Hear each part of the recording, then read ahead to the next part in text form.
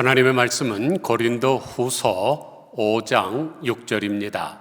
신약성경 290면 고린도 후서 5장 6절에서 10절까지 봉독합니다. 그러므로 우리가 항상 담대하여 몸으로 있을 때에는 주와 따로 있는 줄을 아노니 이는 우리가 믿음으로 행하고 보는 것으로 행하지 아니함이로라.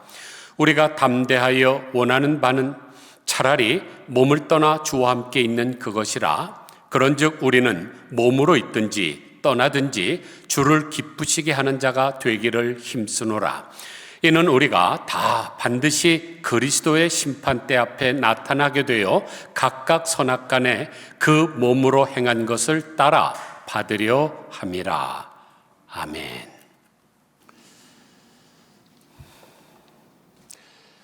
대한민국에 유한양행이 있다면 일본에는 가네보가 있습니다.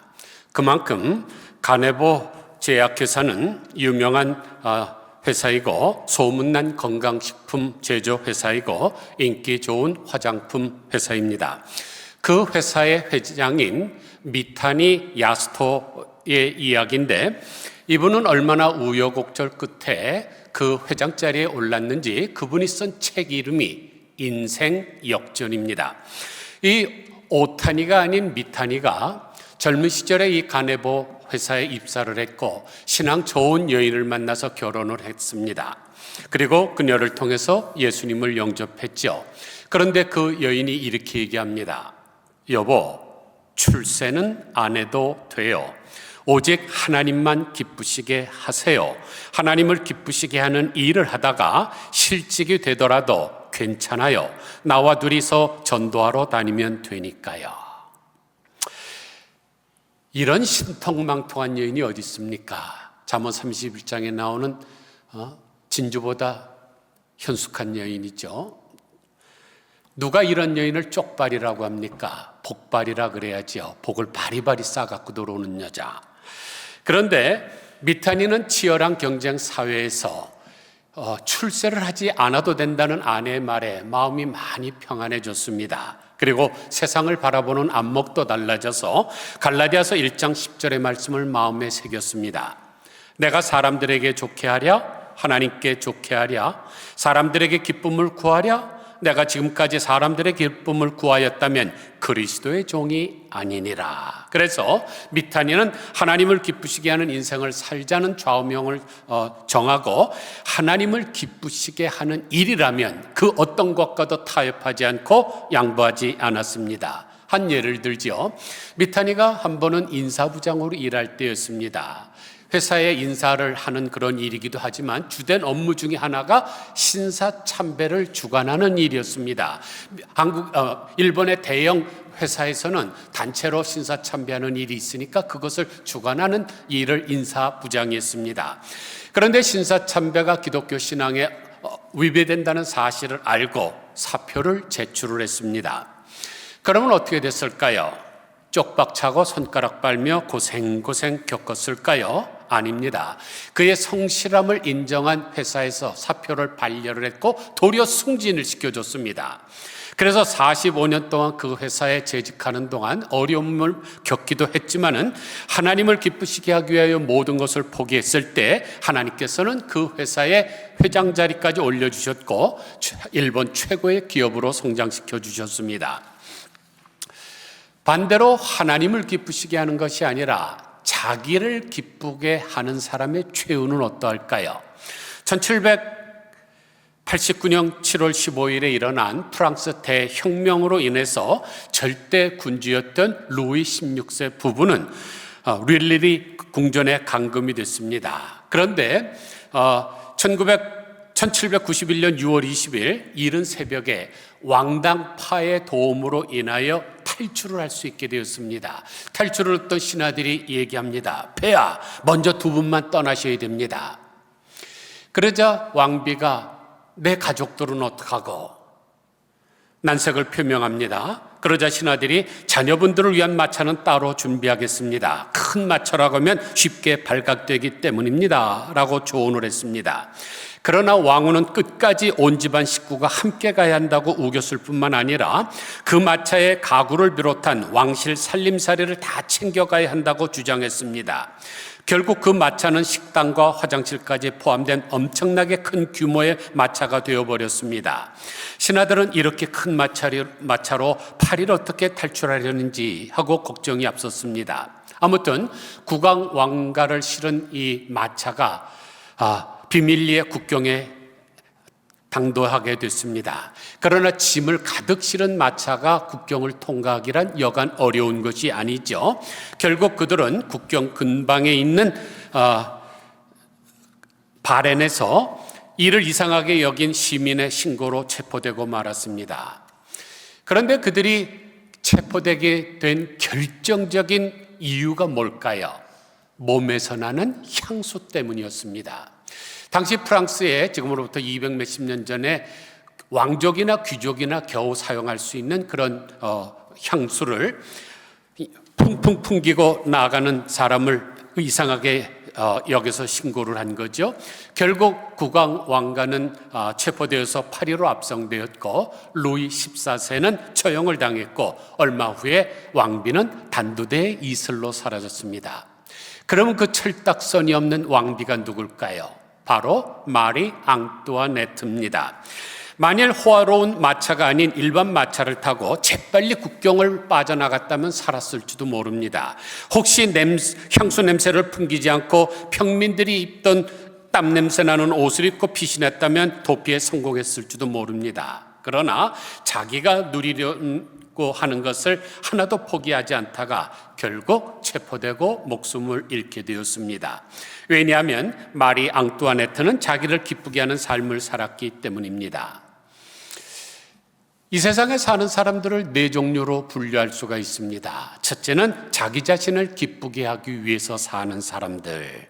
솔로몬 왕이 이런 부류에 속하지요. 다른 사람은 안중이 없습니다. 자기만 호의호식하고 천명의 궁녀를 거느리고 금은 보화로 치장하고 그렇게 살면은 살아가는 인생입니다. 그러나 모든 것이 다 헛되도다라고 하는 고백이 남을 뿐이죠. 둘째로 다른 사람을 기쁘시게 하기 위해서 사는 인생들이 있습니다. 크리스마스 선물이라는 단편 소설에 나오는 제임스와 델라와 같은 사람이죠. 남편은 아내에게, 아내는 남편에게, 부모는 자식에게, 자식은 부모에게, 또 친척과 친구들을 기쁘시게 하는 사람들이 있습니다. 셋째로 사탄 마귀를 기쁘게 하는 사람들이 있습니다. 가룟 유다와 같은 사람이 있죠. 넷째로 하나님께 기쁨을 드리기 위해서 살아가는 사람이 있습니다. 오늘 본문을 기록한 사도 바울이 이 부류에 속합니다. 사도 바울은 먹든지 마시든지 무엇을 하든지 우리 하나님을 기쁘시게 하기 위하여 영광을 돌리기 위한 삶을 살았습니다. 그런데 지금 우리는 지금 어떤가요? 여러분 정말로 하나님을 기쁘시게 하기 위한 거룩한 열망이 샘솟고 있습니까? 아니면 나를 기쁘게 하기 위해서 쾌락을 쫓고 세상의 물질을 모으느라고 현혹돼서 정신없이 살아가고 있지는 않습니까? 이 시간 내 자신을 돌아봐야 됩니다. 내가 타고 가는 마차가 너무 크고 요란한 것은 아닌지, 내가 풍기고 있는 세상의 냄새는 아닌지, 그로 인하여 내가 공경에 처해 있지는 않은지 깊이 성찰하는 시간이 되기를 축원합니다. 사도 바울은 장차 하나님의 나라에서 그리스도와 함께 누릴 영광을 바라보면서 복음 전파 사역에 매진을 했는데 동시에 하나님이 주시는 상급을 바라보면서 그 어떤 상황에서도 주님을 기쁘시게 하고자 노력했습니다. 9절 보세요. 그런즉 우리는 몸으로 있든지 떠나든지 주를 기쁘시게 하는 자가 되기를 힘쓰노라. 모름지기 하나님을 믿는 사람은 하나님을 기쁘시게 하고자 하는 것이 삶의 목적이어야 됩니다. 이사야서 43장 21절에서 이 백성은 내가 나를 위하여 지었나니 나의 찬송을 부르게 하려 함이라고 하셨는데 왜 찬송을 부르게 하셨습니까? 하나님이 찬송을 너무 기뻐하시니까. 그래서 시편 22편 3절을 보면 이스라엘의 찬송 중에 계시는 주여라고 하십니다. 술 좋아하는 사람은 술독에 빠져서 삽니다. 술병을 끼고 삽니다. 여자를 좋아하는 사람은 의자왕과 같이 삼천궁녀를 끼고 삽니다. 그러나 하나님은 찬송받으시기를 너무나 좋아하시기 때문에 아예 찬송 가운데 거하십니다. 그런데 우리가 하나님을 기쁘시게 하자라는 목적만 가지고 있으면 안 됩니다. 그것은 마치 정초에 내가 금년에 이렇게 살겠다고 계획을 세워놓고 실천하지 않는 것과 아무런 의미가 없죠. 그러므로 실행에 옮겨야 됩니다. 그것이 첫째로 절제하는 것입니다. 성령의 9가지 열매 중에서도 마지막이 절제인데 절제하지 못하면 모든 것이 다 무너집니다. 막가파가 되기 때문입니다. 그래서 우리는 모든 일에 절제하면서 오로지 하나님을 기쁘시기 위하여 전심전력을 다해야 됩니다. 그래서 사도 바울은 오늘 본문을 통해서 주님을 기쁘시게 하는 사람이 되기 위해서 어떻게 하라고 말씀하나요? 첫째로 항상 담대하라고 합니다. 6절 보세요. 그러므로 우리가 항상 담대하여 몸으로 있을 때에는 주와 따로 있는 줄을 아노니. 여기 항상 담대하다는 말은 언제나 용기를 가지라는 뜻이죠. 사도 바울은 정말로 담대했던 사람인데 그가 가진 담대함은 성령으로 보증받은 결과입니다. 5절 보니까 곧 이것을 우리에게 이루게 하시고 보증으로 성령을 우리에게 주신 이는 하나님이시니라. 그러니까 사도 바울이 가진 이 담대함, 용기, 이것은 인간적인 원인에서 유래한 것이 아니라 성령의 내적 증거에서 유래합니다. 그런데 여기 항상이라는 부사가 달려있죠. 담대함이 일시적인 기분이나 감정의 상태가 불과한 것이 아니라 지속적인 모습을 나타냅니다. 그러므로 우리는 항상 성령의 내주하시는 그 은혜로 말미암아 담대함을 갖는데 그것을 항상 소유해야 됩니다. 넌 내가 책임진다 라는 책을 쓴 김남국 목사님의 이야기입니다. 이분은 조상 대대로 불교를 믿는 가정에서 태어났습니다. 그런데 고등학교 2학년 때 그리스도를 영접하지요. 당연히 핍박을 받게 됐는데 고등학교를 졸업할 무렵 이 가정이 완전히 무너집니다. 그래서 토담집에서 살아야 되는데 다 쓰러져가는 토담집에 이 뗄 연료도 없습니다. 연탄도 없고 난로도 없고. 그래서 죽게 살면서도 교회를 가려면 2시간을 걸어가야 되는 그런 상황에 있었습니다. 이제 가산이 다 무너졌으니 대학 진학은 포기하고 교회에 살면서 열심히 청소하고 종치고 그런 일을 했습니다. 그런데 그런 어려움에 있으면 너는 왜 이렇게 교회에 늘 있니? 이렇게 해야 성도들의 본분이 아니겠습니까? 그런데 왜 쟤는 대학도 안 가고 매일 교회에서 살아? 그렇게 핀잔을 줍니다. 그런 말이 원망스럽기도 했지만 시험에 들거나 낙심하지 않았습니다. 왜냐하면 인생을 책임져 주시는 하나님의 임재를 확고히 믿었기 때문입니다. 그 결과 나중에 목사가 되어서 지금까지 30년 동안 둘로스 선교회를 운영하고 있는데 둘로스 선교회는 하나님의 말씀에 순종해서 말씀 사역을 감당하는 사역자들의 모임입니다. 그래서 목회자와 평신도의 연합, 목회자와 선교사의 연합, 그리고 사역단체와의 연합을 통해서 모든 족속을 제자 삼고자 하는 일을 하고 있습니다. 그렇게 어려운 상황 속에서 성장을 했고 자기를 조롱하는 사람도 있고 도와주는 사람 없었지만 그 일을 30년간 계속할 수 있는 것은 그가 항상 담대해서 이 일을 감당했기 때문입니다. 둘째로 믿음으로 행하라고 하십니다. 7절 보세요. 이는 우리가 믿음으로 행하고 보는 것으로 행하지 아니함이로라. 히브리서 11장 1절에 보면 믿음은 바라는 것들의 실상이요 보이지 않는 것들의 증거라 그랬습니다.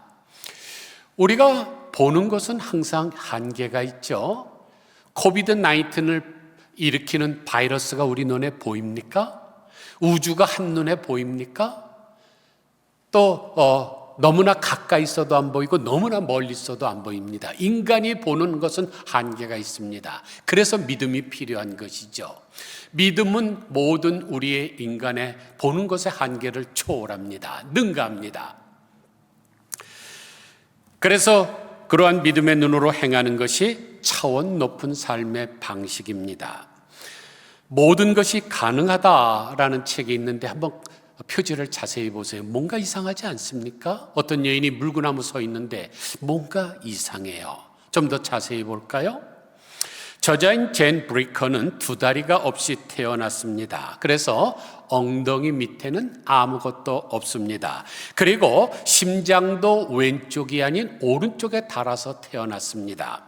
그래서 간호사들은 소설하게 놀랬고 의사들은 이 아이는 곧 죽을 것이라고 했습니다. 그러자 부모는 충격에 빠져서 입양 보내기로 결정을 했죠. 그러나 하나님의 은혜로 젠 브리커는 살아났고 믿음으로 행하며 나아갔습니다. 결국 강인한 두 팔로 공중에 매달려 공연을 펼치는 공중 고개사가 되었고 파월 덤플링 챔피언이 되었습니다. 그리고 BBC 방송 등 TV쇼에 출연해서 감동과 희망을 선사하고 동기를 부여하는 명강연자가 되었습니다. 젠 브리커는 자신을 장애자로 여기지 않고 하나님의 선물이라고 믿고 오히려 날마다 자신의 몸에 대해서 감사했습니다. 그래서 그녀는 이렇게 말하죠. 만약 내가 다리를 가지고 태어났다면 이렇게 사람들에게 긍정적인 영향을 줄 기회를 갖지 못했을 것이다. 그러므로 내가 못할 것은 아무것도 없다. 옳은 말이죠. 그녀가 다른 사람들과 동일하게 똑같이 다리가 달렸다면은 누가 그 여자가 지나가든 말든 보겠습니까? 관심도 안 갖겠죠. 그러나 엉덩이 밑에가 아무것도 없는 사람이 그렇게 위대한 일을 하니까 사람들이 주목하게 되고 저렇게 어려운 상황 속에서도 희망을 전하는 전도자가 되니까 사람들이 감격하는 것이죠. 할 수 있거든이 무슨 말이냐. 믿는 자들에게는 능치 못할 일이 없느니라고 하는 마가복음 9장 23절의 말씀대로 행하는 믿음이 있었기 때문에 주님을 기쁘시게 하는 자가 된 것입니다. 사랑하는 성도 여러분, 이런 이야기, 이런 책을 보면 뭔가 좀 마음에 찔림이 있어야 되지 않습니까? 우리는 좀 사지가 멀쩡합니다. 뛰어다닐 수도 있습니다.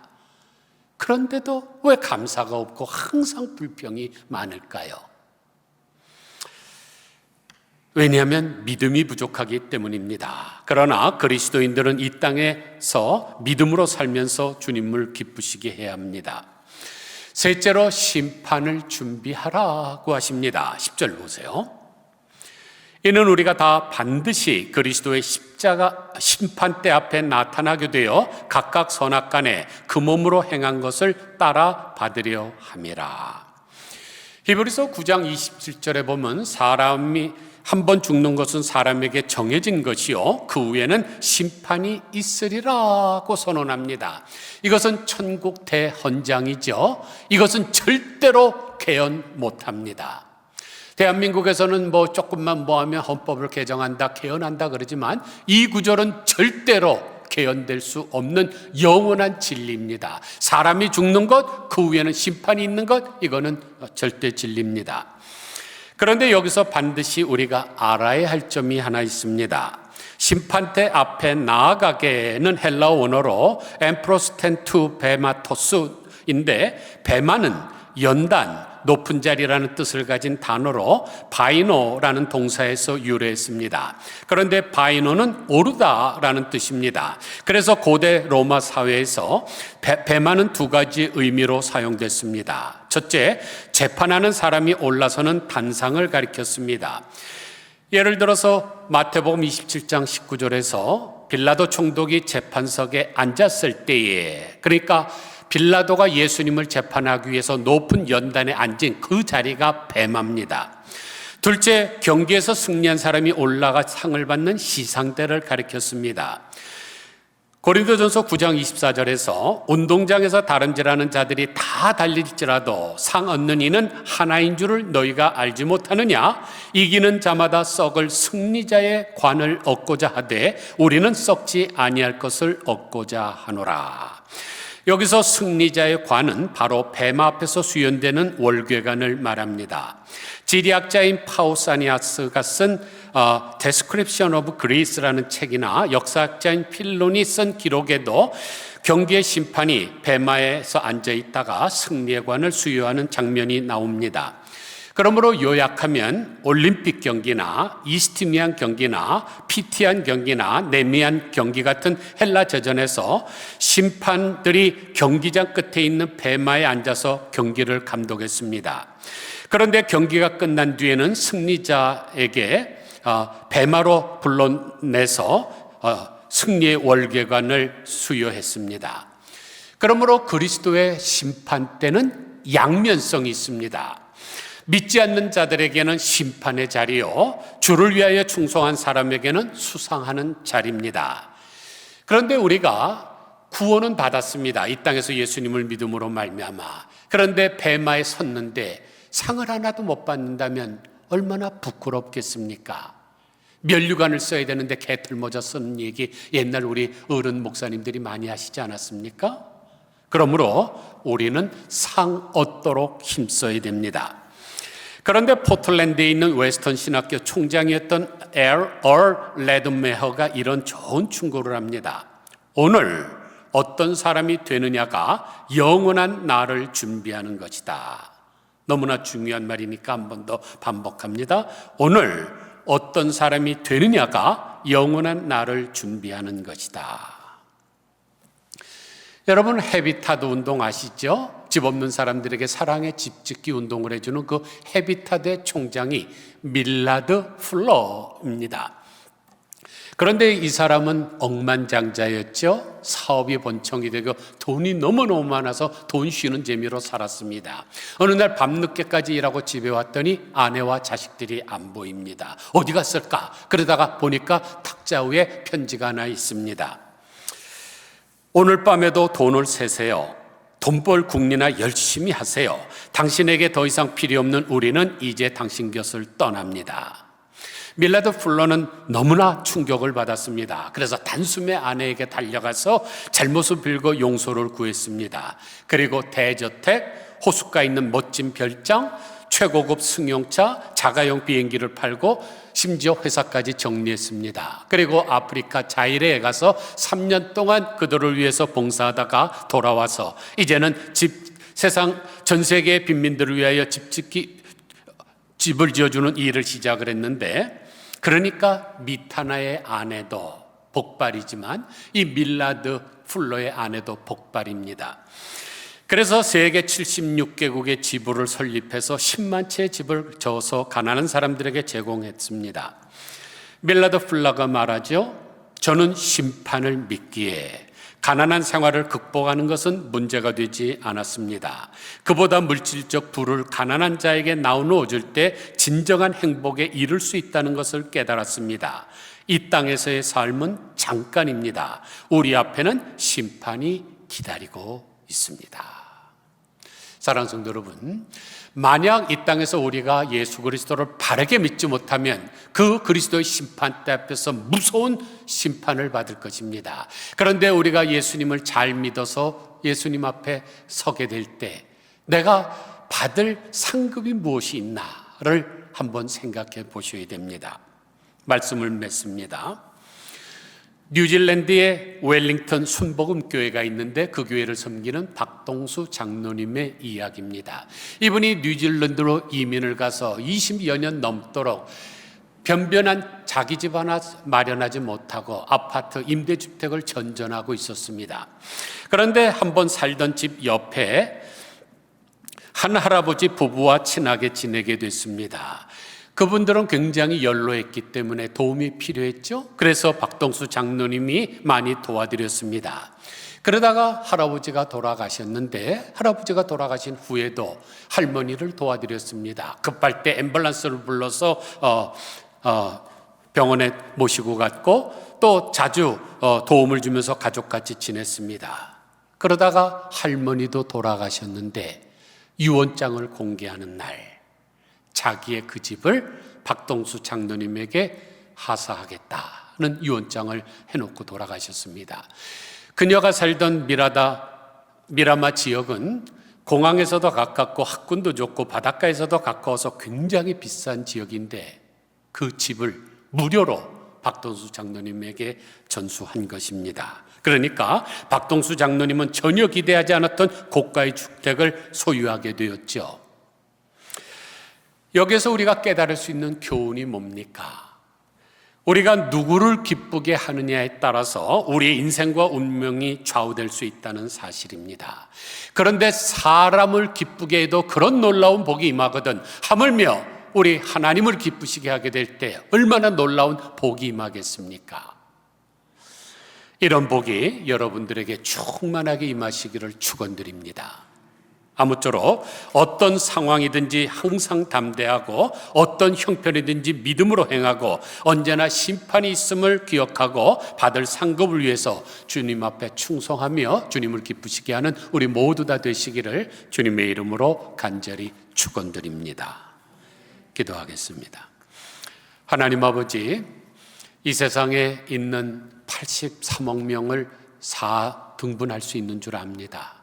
자기를 위해서 사는 사람, 마리 앙뚜아네트 같은 사람, 또 사람을 기쁘시게 하는 사람, 마들 테레사와 같은 사람, 마귀 사탄을 기쁘게 하는 사람, 가룟 유다나 아간이나 아나니아와 삽비라 같은 사람, 그러나 주님을 기쁘시게 하는 사람, 사도 바울과 같은 사람, 로마서 16장에 기록된 그 31명의 위인들, 이런 사람들인 줄 압니다. 우리가 어떤 사람이 되어야 될까요? 사람을 기쁘시게 하는 사람, 박동수 장로님이 받은 교훈을 저희들이 압니다. 하나님, 사람을 기쁘게 해도 인과응보적으로라도 좋은 일이 우리에게 돌아오거든 하물며 천지의 주인 되신 우리 하나님을 기쁘시게 할 때 하늘로부터 부어지는 놀라운 복이 있을 줄 압니다. 그리스도의 심판대 앞에, 그리스도의 시상대 앞에 서는 날 정말로 충성된 종아 잘했다 칭찬을 받을 수 있는 저희들 되게 하여 주시옵소서.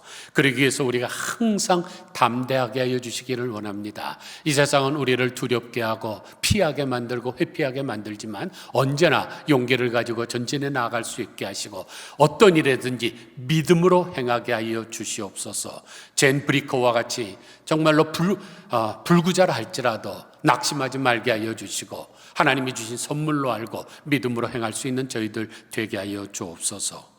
예수 그리스도의 거룩하신 이름으로 간절히 기도드리옵나이다. 아멘.